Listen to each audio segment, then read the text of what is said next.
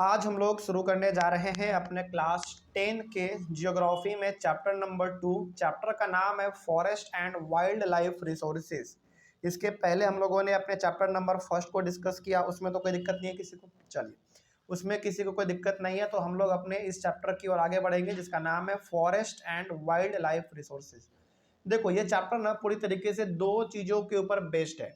सबसे पहला आपको इस पूरे चैप्टर में जंगल के बारे में पढ़ना है, फॉरेस्ट के बारे में पढ़ना है, यानी कि फॉरेस्ट क्या होता है, फॉरेस्ट कितने प्रकार के होते हैं, ये सारे चीज़ आपको इसमें पढ़ने को मिलेंगे।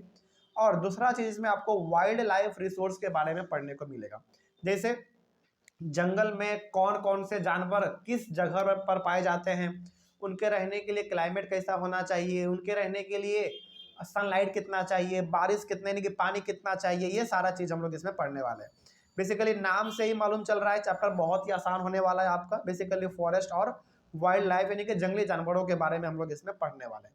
और रिसोर्स का मतलब तो आपको पता ही है, वो हर चीज़ जो आपके ज़रूरत को पूरा कर दे वो आपका रिसोर्स कहलाता है। ठीक है, तो बेसिकली हम लोग इस चैप्टर में जंगल और जंगल में रहने वाले जीव जंतुओं के बारे में पढ़ने वाले हैं। तो चैप्टर बहुत ही आसान है और बहुत ही छोटा भी है। शुरू करते हैं। सबसे पहला, और चूंकि हम लोग अपनी एनसीईआरटी बुक के अकॉर्डिंग चल रहे हैं तो उसके टॉपिक के अनुसार ही हम लोग चलेंगे। ठीक है, सबसे पहला टॉपिक आपका जो एनसीईआरटी बुक के अकॉर्डिंग है वो आपका flora and fauna in India. देखिए, सबसे पहले तो फ्लोरा और फौना होता है क्या, ये आप समझ लीजिए। चलिए बताइए, आप ही बता दीजिए। फ्लोरा का मतलब सिंपल सा पेड़ पौधा, मतलब फ्लोरा का मतलब सिंपल सा प्लांट, और फौना का मतलब एनिमल। ठीक है, तो इंडिया में फ्लोरा यानी कि पेड़ पौधे और फौना यानी कि जानवरों का क्या स्थिति है, इसके बारे में थोड़ा सा हम लोग बात कर लेते हैं। तो याद रखिएगा, फ्लोरा का मतलब होते हैं पेड़ पौधे और फौना का मतलब होते हैं जानवर। ठीक है, देखते हैं, यहाँ से हमारा मेन क्लास स्टार्ट होता है। सबसे पहला पॉइंट लिखा हुआ है, India is one of the world's richest countries in terms of its vast range of biological diversity। देखिए, India is one of the world's richest countries in terms of its vast range of biological diversity. Biological diversity का मतलब यहाँ पे ये है कि India में चाहे आप बात करो पेड़ पौधों का, चाहे आप बात करो जानवरों का, इसका बहुत ही भारी संख्या में इंडिया में ये चीज़ पाए जाते हैं। मतलब इंडिया, मतलब कि हालांकि ऐसे तो हमारे पास बहुत सारे कंट्री है, बहुत सारे कंट्री में हमारा एक कंट्री इंडिया भी है जहाँ पे बड़े लेवल पे आपको प्लांट, अलग अलग प्रकार के प्लांट और अलग अलग प्रकार के एनिमल देखने को मिलते हैं। उसी को हम लोग कहते हैं बायोलॉजिकल डाइवर्सिटी। ठीक है, मतलब कि बहुत सारे दुनिया ऐसे हैं, मतलब बहुत सारे कंट्री ऐसे हैं, उनमें से हमारा एक इंडिया भी है। ठीक है, आगे, India has about 8% of the total number of species in the world. सोचो, मतलब ये सोचने वाली बात है, पूरी दुनिया में यदि 100% पेड़ पौधे और जानवर हैं तो 100% में से 8% केवल इंडिया में है। और आपको ये परसेंट बहुत ही छोटा सा लग रहा होगा कि यार 8% ही तो है, कौन सा बड़ा संख्या। नहीं, ये परसेंट देखने में डिजिट छोटा है, सिंगल डिजिट है, लेकिन परसेंट का मतलब बहुत बड़ा लेवल हो जाता है। तो पूरी दुनिया का 8% पेड़ पौधे और जानवर दोनों मिला के हमारे केवल इकलौता इंडिया में है। तो बहुत बड़ी बात है ये हम लोगों के लिए।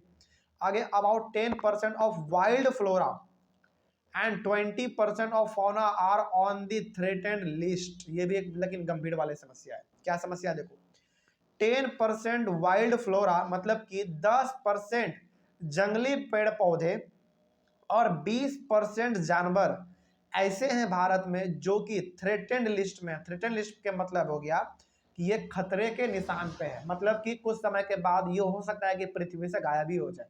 जैसे हम लोग कहते हैं ना, डायनासोर गायब हो गया, उसी प्रकार से। तो यहाँ पे इंडिया के केस में देखा जाए तो हमारे लिए दोनों चीजें हैं, एक गुड न्यूज भी है और एक बैड न्यूज भी है। गुड न्यूज ये है कि पूरे दुनिया का 8% स्पीसीज हमारे पास है। बैड न्यूज ये है कि 10% जंगली पेड़ पौधे और 20% जानवर ऐसे हैं जो कि खतरे के निशान पे हैं, मतलब जो लगभग खत्म होने के कगार पे, कंप्लीटली खत्म होने के कगार पे हैं। Many species of flora and fauna is extinct from India, like चीता, pink headed duck, mountain quail, forest spotted owlet and plants like मधुका insignis। इसका मतलब होता है अ वाइल्ड वैरायटी ऑफ महुआ। महुआ हम लोग कहते हैं ना, ये एक प्रकार का शराबी चीज होता है ना, मतलब नशीला पदार्थ होता है। एंड ह्यूवर्डिया हैपोटिन्यूरिया, इसका बड़ा ही नाम अजीब है, इसको आप लोग प्रोनाउंस एक बार कर सकते हैं तो ठीक है, एक बार हम कोशिश करते हैं। हैप्टेन्यूरॉन है इसका नाम, है ना, हैप्टेन्यूरॉन, यस ठीक है। अ वैरायटी ऑफ ग्रास, यानी कि घास का एक अलग प्रकार है। मतलब इस वाले पॉइंट में ये बताया जा रहा है आपसे कि इंडिया में बहुत सारे, फ्लोरा मतलब वही पेड़ पौधे और फौना मतलब वही जानवर, तो इंडिया में बहुत सारे पेड़ पौधे और जानवर हैं जो कि कंप्लीटली एक्सटिंक्ट हो गए। एक्सटिंक्ट मतलब पूरी तरीके से वो गायब हो गए। जैसे एग्जाम्पल के तौर पे, चलो बहुत, इसमें तो आप बहुत के नाम को आप बिल्कुल पहली बार सुन रहे होंगे, वो सबको आप छोड़ो। चीता तो आप जानते हैं, है ना, फास्टेस्ट एनिमल। तो चीता आज इंडिया से पूरी तरह से गायब हो चुका है। सोचो, आप लोग खुद जरा सोचो, क्या आप जू में जाते हो तो क्या आपको चीता दिखता है कहीं पे? नहीं, मतलब चीता पूरी तरीके से खत्म हो चुका है। भले आपको टाइगर मिल जाएगा, लायन मिल जाएगा, वो ठीक है, लेकिन चीता पूरी तरीके से एक्सटिंक्ट हो चुका है, गायब हो चुका है, ठीक है। और प्लांट के तौर पे वही आपका जो एक यहाँ पे था महुआ, वो जिसका अलग ही नाम है कुछ साइंस में, जैसे मधुका इसका नाम है, मधुका इंसिग्निस इसका नाम है साइंस में, और हम लोग इसको नॉर्मली महुआ कहते हैं। उसके बाद फिर हमारा था ह्यूवेडिया हैप्टेन्यूरॉन, जिसको हम लोग ग्रास भी कहते हैं, सिंपल सा एक वैरायटी है ग्रास का। ये सब मतलब कहने का मतलब यहाँ पे ये है कि ये कुछ ऐसे पेड़ पौधे और जानवर है जो कि कंप्लीटली खत्म भी हो चुके हैं, कंप्लीटली ये गायब हो चुका है, ये हमारे पास है ही नहीं। आगे, the international union for conservation of nature and natural resources, यानी कि IUCN, याद रखिएगा यहाँ पे, इतने बड़े टर्म के लिए इतना शॉर्टकट इसका लिखा गया है IUCN, international union of conservation of international union for conservation of nature and natural resource. तो शॉर्ट में इसको कहा गया इसमें IUCN, यानी कि इंटरनेशनल के लिए I, यूनियन के लिए U, और कंजर्वेशन के लिए C, और नेचर और नेचुरल के लिए, दोनों के लिए यहाँ पे N लिया गया है। Classify the existing plants and animals which are as follows, यानी कि हमारे पास एक इंटरनेशनल ऑर्गेनाइजेशन है जिसका नाम है international union for conservation of nature and natural resource. ये दुनिया का एकलौता ऐसा ऑर्गेनाइजेशन है जो कि हमारे पास अभी फिलहाल जो प्लांट और एनिमल है उनका लिस्ट ये तैयार करता है हर साल। जैसे होता है ना, हम लोग जैसे अपने क्लास को चेंज करके अगले क्लास में जाते हैं तो हमारे क्लास टीचर अपना एक नया अटेंडेंस वाले रजिस्टर बनाते हैं, वो लोग, उससे पता चलता है कि कौन से बच्चे न्यू एडमिशन लिए हैं और कौन से बच्चे पुराने थे जो कि चले गए। तो उसी प्रकार से ये एक ऐसा ऑर्गेनाइजेशन है जो कि ये पता करता है कि कौन से साल में कौन सा नया एनिमल हमारे सामने आया, कौन सा नया प्लांट आया, या फिर कौन सा प्लांट हमारे पास से पूरी तरीके से वो गायब हो गया। तो बेसिकली ये ऑर्गेनाइजेशन वो है जो कि पूरे प्लांट और एनिमल का जायजा अपने पास रखता है, और ये अलग अलग प्रकार के स्पीसीज को, यानी कि अलग अलग प्रकार के प्लांट को, एनिमल को ये अलग अलग तरीके से क्लासीफाई भी करता है। तो क्लासीफाई हम लोग पढ़ लेते हैं, क्लासिफिकेशन क्या है। सबसे पहले हम लोग पढ़ेंगे नॉर्मल स्पीसीज के बारे में, यानी कि यहाँ पे जो हम लोग एक एक करके पढ़ने वाले हैं, जैसे normal species, endangered species, vulnerable species, इन सभी के बारे में हम लोग जो पढ़ने जा रहे हैं, इन सबको क्लासीफाई किया गया है इस ऑर्गेनाइजेशन के द्वारा, ठीक है। अब इसमें आपको ये जानने को मिलेगा कि आखिर नॉर्मल स्पीसीज क्या है, इंडेंजर्ड स्पीसीज क्या है, वल्नरेबल स्पीसीज क्या है, आगे आपको एक्सटिंक्ट स्पीसीज भी मिलेगा, रेयर स्पीसीज है, फिर से एंडेमिक स्पीसीज है, एक्सटिंक्ट स्पीसीज है, इन सभी के बारे में आपको पढ़ने को मिलेगा कि आखिर ये सब होता क्या है। चलिए देखा जाएगा करके। सबसे पहले हम लोग जानते हैं कि आखिर नॉर्मल स्पीसीज क्या होते हैं। देखिए, normal species are those species, देखो स्पीसीज का मतलब यहाँ पे जब भी कहा जाएगा ना तो सिंपल सा समझिएगा, प्लांट और एनिमल दोनों, ठीक है। स्पीसीज का मतलब प्लांट और एनिमल दोनों। तो normal species are those species whose population levels are considered to be normal for survival, यानी कि नॉर्मल स्पीसीज का मतलब हो गया वो प्लांट या फिर वो एनिमल जिसका संख्या अभी फिलहाल ठीक ठाक है, मतलब जहां मन तहां आपको ये चीज देखने को मिल सकता है, उसको हम लोग कहते हैं नॉर्मल स्पीसीज। नॉर्मल स्पीसीज का सिंपल सा मतलब समझो, जो कि अभी खतरे के निशान से बिल्कुल भी, मतलब उसके आसपास भी नहीं है, ये बहुत दूर है और अभी फिलहाल ये ठीक है, इसका संख्या अभी हमारे आसपास ठीक है, ये कभी भी मतलब अभी तो फिलहाल ये खत्म होने वाला नहीं है, इसको हम लोग कहेंगे नॉर्मल स्पीसीज। हम लोग अपने एवरीडे लाइफ में कहते हैं ना, चलो सब चीज नॉर्मल है, मतलब सब चीज ठीक ठाक है। उसी प्रकार से नॉर्मल स्पीसीज का मतलब हो गया वो प्लांट या फिर वो एनिमल जो कि ठीक है, अभी वो आराम से उसका संख्या जहां मन तहां आपको देखने को मिल सकता है। ये हो गया हमारा नॉर्मल स्पीसीज। एग्जांपल देख लीजिए आप, examples of normal species are cattle, rodent, sal, pine etcetera. ये कुछ ऐसे जानवर और प्लांट के नाम है जो कि आपको हर जगह पे लगभग मिल जाते हैं।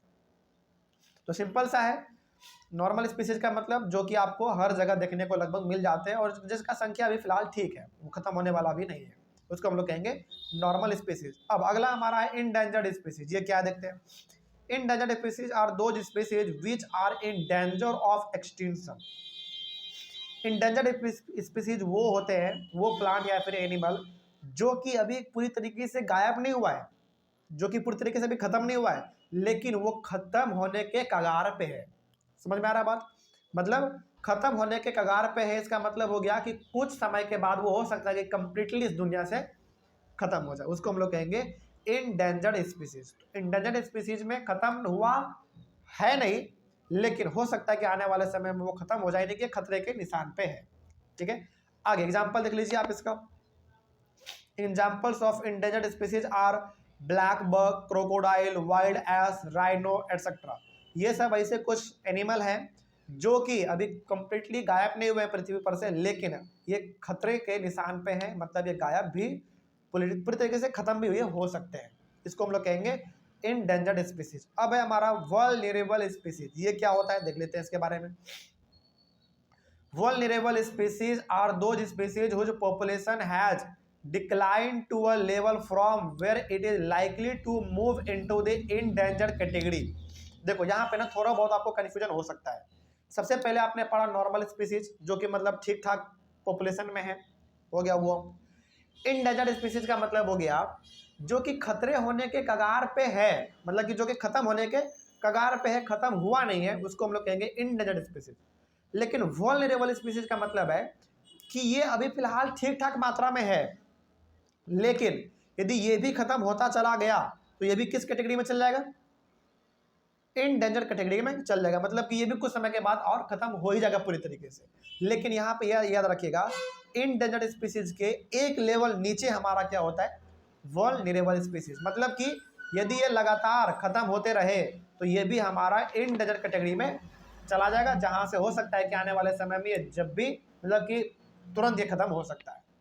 लेकिन क्या इसको हम लोग इंडेंजर्ड के कैटेगरी में अभी डाल सकते हैं, अभी नहीं डाल सकते, क्योंकि हो सकता है कि अभी ये अच्छे खासे पॉपुलेशन में होंगे, इसका कोई शिकार करेगा, इसको कोई मार देगा, लगातार इसका शिकार होगा, तो हो सकता है कि धीरे धीरे ये खत्म होते होते इंडेंजर्ड के कैटेगरी में चला जाए। लेकिन हाँ अभी फिलहाल इसका पॉपुलेशन ठीक है। Examples of vulnerable species are blue sheep, Asiatic elephant, Gangetic dolphin etcetera. तो ये कुछ ऐसे एनिमल हैं आपके पास जो कि अभी फिलहाल ठीक मात्रा में है, लेकिन ये लगातार यदि खत्म होते रहे तो ये हमारा इंडेंजर के कैटेगरी में चल जाएगा, मतलब कि कुछ समय के बाद ये भी खत्म होने के कगार पे आ जाएगा। लेकिन इंडेंजर के एक स्टेप नीचे हमारा होता है वल्नरेबल स्पीसीज। ठीक है, इस बात को आप याद रखिएगा। आगे बढ़ते हैं, उसके बाद है हमारा रेयर स्पीसीज। ये क्या होता है देखो, rare species are those species whose population are very small and may move into the vulnerable category. अब देखो मतलब ये हो गया रेयर स्पीसीज हमारा और एक लेवल नीचे हो गया, किससे, वल्नरेबल स्पीसीज से। मतलब ये हो गया कि इसका भी संख्या अभी फिलहाल ठीक है, लेकिन यदि ये भी लगातार खत्म होता रहा तो ये किस में चल जाएगा, वल्नरेबल कैटेगरी में चला जाएगा। और वल्नरेबल कैटेगरी भी लगातार खत्म होता रहा तो किस में चल जाएगा, वो इंडेंजर्ड के कैटेगरी में चल जाएगा। और इंडेंजर्ड कैटेगरी में जाने के बाद भी वो लगातार खत्म होता चला गया तो कंप्लीटली किस में चल जाएगा मालूम है आपको, नॉर्मल नहीं, खत्म हो जाएगा, पूरा खत्म हो जाएगा वो। तो रेयर स्पीसीज का मतलब हो गया कि वो प्लांट या फिर वो एनिमल जो कि बहुत ही कम मात्रा में है, लेकिन हाँ ये भी अभी कंप्लीटली खत्म नहीं हुआ है। ठीक है, तो ये जब मतलब रेयर स्पीसीज का सिंपल सा मतलब है जिसका संख्या कम है, लेकिन ये अभी कंप्लीटली खत्म नहीं हुए हैं, लेकिन हाँ ये खत्म होता रहा तो धीरे धीरे ये शिफ्ट हो जाएगा वल्नरेबल स्पीसीज में, फिर वो शिफ्ट होगा इंडेंजर्ड में, और फिर इंडेंजर्ड के बाद पाना फिर वो एक्सटिंक्ट कैटेगरी में चल जाएगा, मतलब कि वो कंप्लीटली खत्म हो जाएगा। आगे examples of rare species are Himalayan brown bear, wild Asiatic buffalo, desert fox etcetera. मतलब ये बहुत ही रेयर स्पीसीज है, कहीं कहीं पे आपको ये मिलेंगे, लेकिन हाँ इसका संख्या अभी फिलहाल क्या है, कम है, कंप्लीटली ये खत्म नहीं हुआ है। चलिए आगे बढ़ते हैं। उसके बाद है हमारे पास एंडेमिक स्पीसीज। ये क्या होता है देख लेते हैं। Endemic species are those species which are found only in some particular areas. मतलब एंडेमिक स्पीसीज का मतलब है जो कि आपको हर जगह पे तो नहीं मिलेगा, लेकिन किसी खास जगह पर ही वो मिलेगा। जैसे एग्जाम्पल देखा जाए तो हमारे इंडिया में जो राजस्थान है वो कैमल के लिए बहुत प्रसिद्ध है, ऊँट के लिए। ये क्या हो गया, हमारा एंडेमिक स्पीसीज हो गया। हालांकि देखो राजस्थान के अलावा भी आपको अलग अलग जगहों पर इंडिया में ऊँट मिल जाता है, लेकिन क्या ज़्यादा पॉपुलर ऊँट पाया जाएगा कहाँ पे, राजस्थान में। तो वो हमारा हो गया एक एंडेमिक स्पीसीज। तो एंडेमिक स्पीसीज का मतलब होता है सिंपल सा, जो कि हर जगह पे नहीं मिलेगा, किसी पर्टिकुलर जगह पर ही मिलने वाला है। एग्जाम्पल क्या है इसका देख लेते हैं।